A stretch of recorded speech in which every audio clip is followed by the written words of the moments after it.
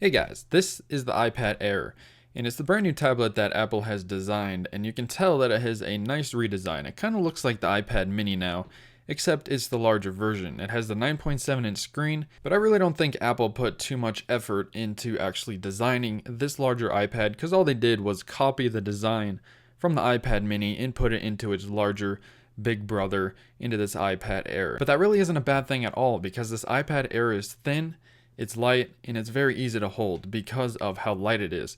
So it has a 9.7-inch screen, but the bezels on the sides are a little bit thinner, so it's a little bit more narrow than the previous iPad was.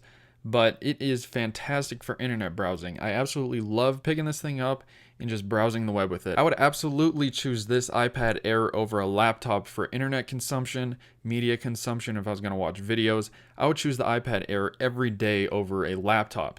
But if I was going to actually do work, and I had to get stuff done, I would choose a laptop easily over the iPad Air. I just can't see getting stuff done with the iPad Air. It's really good for just consumption. So even though this is a very powerful device, I did have some strange issues with iOS 7 running on the iPad Air. I had a lot of crashes with Safari and also had a lot of low memory logs, but everything else about the device is great. It's powerful, it scores high in Geekbench testing, but there's definitely issues with iOS 7, and I'm not sure why I have so many low memory logs, but hopefully some future updates can improve this. I really don't think it's the iPad Air's problem.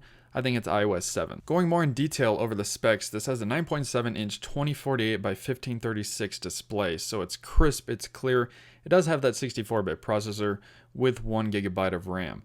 Now, iOS 7, of course, is Apple's new operating system that they shipped very recently with the iPhone 5S, and there's still some applications that are designed by Apple that have not been updated it, such as iBooks. There's still skeuomorphism, and it just looks really ugly with the new design that iOS 7 has. But apps that are designed for iOS 7 look gorgeous on the iPad Air. And the screen is really good for videos, movies, and pictures. If you wanted to do any of that type of stuff, the iPad Air is going to be fantastic. The smaller bezels just make it a lot better. There's less bezel and not more screen, but it seems like there's more screen just because there's less bezel. So just like any other iOS device, you get the App Store with the iPad Air, and it's home to hundreds of thousands of applications that are designed just for the screen sizes that tablets have. So of course they're larger, and you want a better application that's designed for the larger screen, and the App Store is home to very good applications that look fantastic on the larger screen.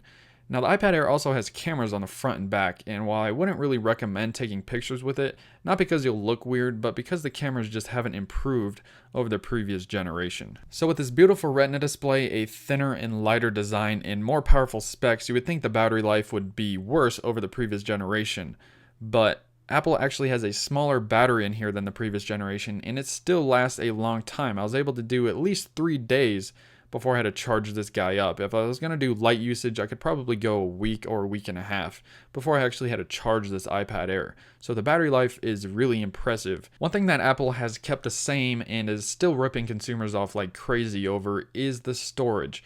You can get the iPad Air for $500. But every increase in storage you have to pay $100 more for, which is just insane. This thing should start at 32 gigs for $500 and go up from there. But as it stands, that is what you're going to have to pay for if you want an iPad Air. So I really do enjoy this iPad Air. It's powerful, but iOS 7 still needs work. And if they can improve on iOS 7 with tablets, then this iPad Air is a great tablet to buy. But I think that Apple's going to introduce an iPad Pro just because they changed the name to iPad Air. And as it stands, there's actually no iPad at all. It's either the iPad mini with Retina display, or the iPad Air. So I think Apple's going to come up with an iPad Pro in the future. Anyways, guys, I hope you enjoyed this video. Tell me what you think of this iPad Air in the comment section down below. And I'll also leave a link to this iPad Air down below the like button on this video. I hope you guys enjoyed again, and I'll see you guys in the next video.